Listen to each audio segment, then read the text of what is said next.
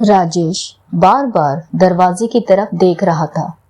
2-3 बार तो बाहर होकर भी आ गया, लेकिन अभी तक सुषमा का कोई पता नहीं था।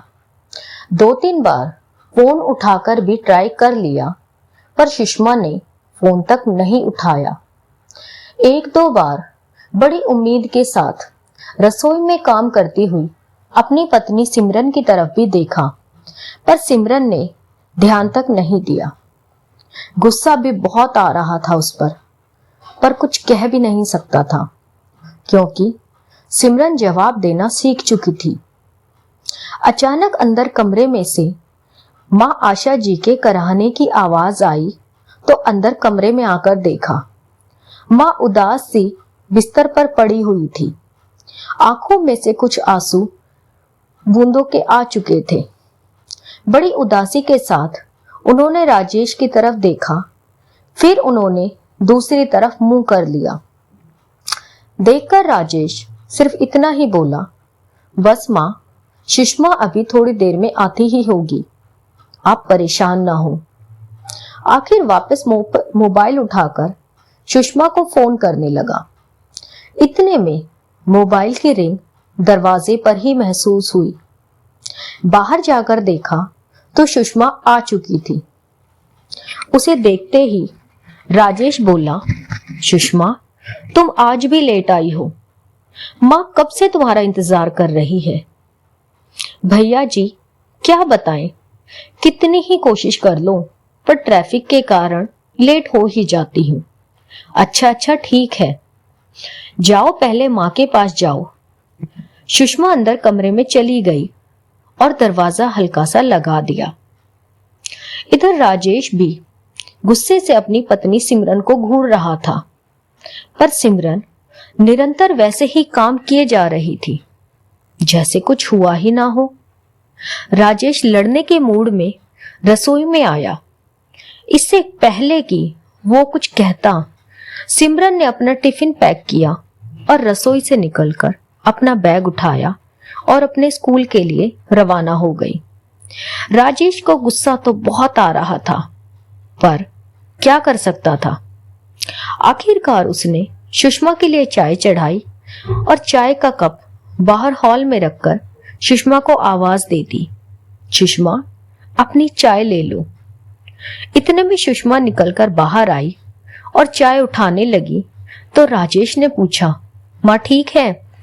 उसके सवाल को सुनकर सुषमा ने राजेश की तरफ देखा और कहा, हाँ भैया जी, माँ ठीक है। सुबह से कई बार पूछ चुका हूँ, पर वो कुछ जवाब ही नहीं दे रही थी। अभी भी राजेश ने सवाल किया तो सुषमा ने जवाब दिया, वो दरअसल भैया जी, उनके कपड़े गंदे हो गए थे, इसलिए वो परेशान हो रही थी। शायद इसीलिए वह आपको जवाब नहीं दे रही थी। ओह, क्या तुमने कल जाने से पहले माँ को डायपर नहीं लगाया था? लगाया था भैया जी, पर कपड़े तो गंदे हो ही जाते हैं। बस मैंने उन्हें नहला दिया है, चाय पीकर उन्हें कुछ खिला पिला देती हूँ। उन्होंने सुबह से शायद कुछ खाया पिया नहीं है। टेबल पर सब सामान ऐसे ही रखा है। सुनकर राजेश को अपनी पत्नी सिमरन पर बहुत गुस्सा आ रहा था। राजेश सुषमा के सामने ही बोला, कैसी पत्नी है मेरी, कैसी औरत है जिसे माँ की तकलीफ दिखाई तक नहीं देती। अगर मेरी माँ की जगह उसकी माँ बिस्तर पर होती तब भी क्या ऐसा ही करती? कभी माँ के कमरे में जाकर झांकती तक नहीं। माँ सुबह से परेशान है, शर्म के कारण अपने बेटे को नहीं कह पा रही थी, तो कम से कम बहू होने के नाते वही पूछ लेती, लेकिन नहीं, पता नहीं मन में क्या लेकर बैठी है। सचमुच भैया जी, क्या आपको पता नहीं कि भाभी जी के मन में क्या है? सुषमा के सवाल से राजेश हतप्रभ रह गया। बस इतना ही कहा, तुम माँ का ख्याल रखो। राजेश वहीं बैठ गया और सुषमा अपनी चाय लेकर अंदर आशा जी के पास चली गई। बैठे बैठे ही अतीत के गलियारों में घूमने लगा। जब सिमरन उसकी दुल्हन बनकर इस घर में आई थी, घर में माँ आशा जी, ननद प्राची और राजेश ही थे। सिमरन के आने के बाद सिर्फ 4 लोगों का छोटा सा परिवार। पर पता नहीं क्यों आशा जी को सिमरन से सीधे मुंह बात तक नहीं करती थी। वो हमेशा अपनी सास वाली टेक में रहती थी। उन्हें लगता कि कहीं सिमरन उनका एक लौता बेटा छीन ना ले। बस इसी कारण हर चीज में मीन मेख निकालना, उसमें 10 कमियां बताना उनकी आदत थी और इसी चीज का फायदा सबसे ज्यादा प्राची उठाती थी। उसे बहुत मजा आता था अपनी माँ को भाभी के खिलाफ भड़काने में। राजेश अपनी माँ के नजदीक था, इसलिए वो भी अपनी माँ की हर बात पर विश्वास करता था। इसलिए वो भी सिमरन को 2 बातें सुना देता। एक दिन प्राची को कॉलेज अपनी नीली यूनिफॉर्म में जाना था, पर प्राची अपनी यूनिफॉर्म निकालकर सिमरन को देना भूल गई और यूनिफॉर्म गंदा ही रह गया। दूसरे दिन जब प्राची तैयार होने लगी तो यूनिफॉर्म गंदा देखकर उसने चिल्लाना शुरू कर दिया। आशा जी ने देखा तो प्राची की गलती ना देखकर उन्होंने सिमरन पर ही चिल्लाना शुरू कर दिया। तो सिमरन ने भी कह दिया, माँ जी इसमें मेरी क्या गलती है? प्राची ने मुझे ड्रेस दिया ही नहीं तो मैं धोती कैसे? बस इसी बात को आशा जी ने पकड़ लिया और राजेश के सामने रोना धोना शुरू कर दिया। यही सम्मान रह गया है तेरी पत्नी की नजर में मेरा। आज मुझे बातें सुना रही है, कल को तो घर से निकाल देगी। यही सिला मिलेगा मुझे मेरी परवरिश का। राजेश ने भी आव देखा ना ताव सीधा एक थप्पड़ सिमरन के गाल पर जड़ दिया। सिमरन आंखों में आंसू भरकर अपने गाल सहलाती रह गई और दोनों माँ बेटी अपनी कुटिल मुस्कान के साथ अपने कमरे में चली गई। सिमरन अंदर तक टूट चुकी थी, छोड़कर सब कुछ जाना चाहती थी पर जा नहीं पाई, क्योंकि माता पिता ने यह कहकर साथ नहीं दिया कि ये सब तो घर गृहस्थी में लगा ही रहता है। आशा जी को जब से यह पता चला कि इसके माँ बाप इसका साथ नहीं देने वाले, तो उनके तानों की बौछार और भी तेज हो चुकी थी। वक्त यूं ही बीत रहा था। सिमरन मां बनने वाली थी। 7वां महीना चल रहा था। उस दिन बहुत बारिश हो रही थी। राजेश, आशा जी और प्राची सभी घर पर ही थे। आशा जी ने सिमरन को कॉफी बनाकर लाने को कहा। सिमरन कॉफी बनाकर ला ही रही थी कि अपने कमरे में से तेजी से निकलते हुए प्राची सिमरन से टकरा गई और कॉफी का कप नीचे गिर गया। हालांकि प्राची को कोई चोट नहीं लगी, लेकिन उसके बावजूद उसने चिल्लाना शुरू कर दिया, हाय मुझे जला दिया, हाय मुझे जला दिया। सुनकर आशा जी और राजेश अपने कमरे में से दौड़े चले आए। इससे पहले कि कोई कुछ समझ पाता, आशा जी ने एक जोरदार थप्पड़ सिमरन के गाल पर दे मारा। थप्पड़ इतनी तेजी से था कि सिमरन अपने आप को बैलेंस तक नहीं कर पाई और वहां रखे डाइनिंग टेबल से पेट के बल जा टकराई।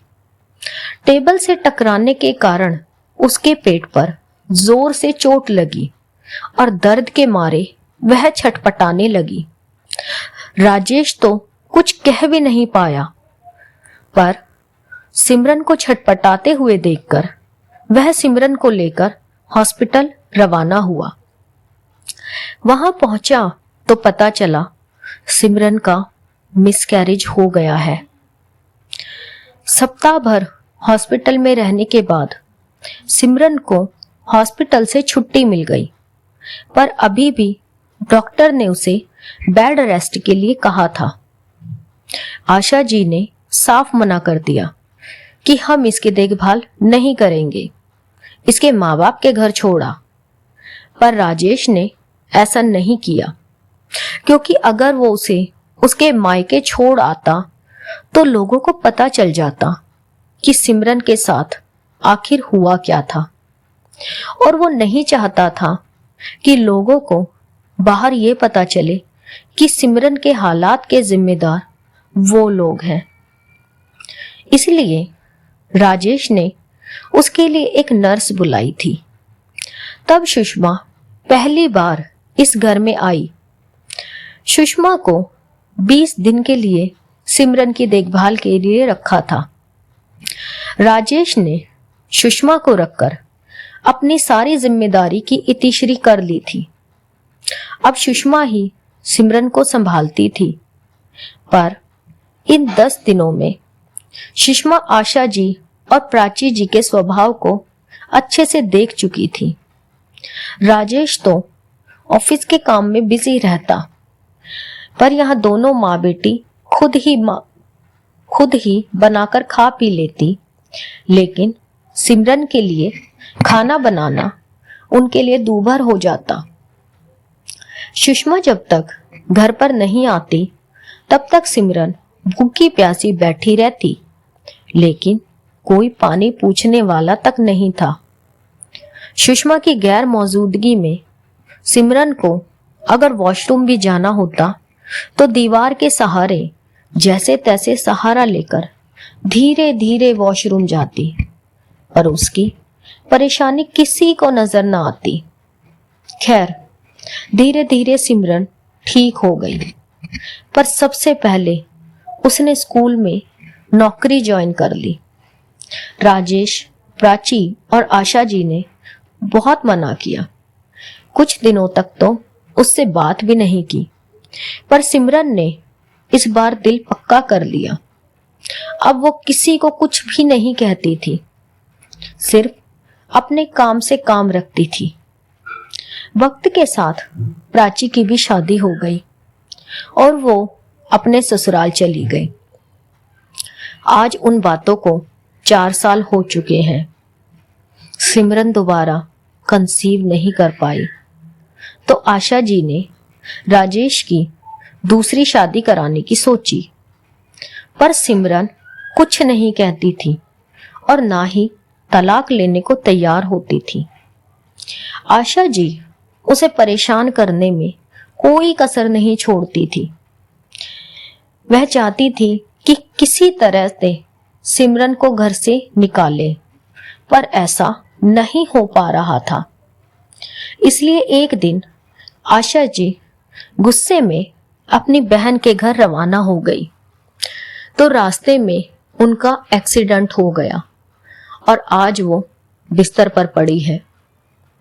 लोगों की तरह दोनों बहन भाइयों को भी उम्मीद थी कि सिमरन बहू का फर्ज निभाएगी और अपनी सास की सेवा में दिन रात एक कर देगी, पर सिमरन ने साफ मना कर दिया।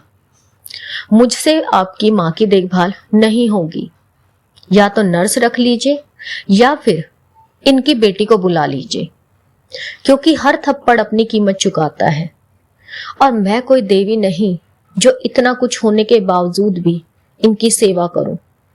जिस तरह से सिमरन ने घृणा की दृष्टि से आशा जी को देखा था, राजेश और प्राची की ही नहीं, आशा जी की नजरें भी झुक चुकी थी। प्राची ने ससुराल से यहाँ आकर रहने के लिए साफ मना कर दिया। इसलिए एक बार फिर से सुषमा को बुलाया गया। ये बात अलग थी कि सिमरन घर से जाने से पहले राजेश और आशा जी का खाना भी तैयार करके जाती थी। काम सारे करती थी, बस सेवा नहीं करती थी। और आज किसी में हिम्मत भी नहीं है कि वो सिमरन से कह दे कि तुम माँ की सेवा कर लो। तो दोस्तों, ये कहानी आपको कैसी लगी प्लीज कमेंट करके बताएं और प्लीज मेरे चैनल को लाइक एंड सब्सक्राइब करें। Thank you.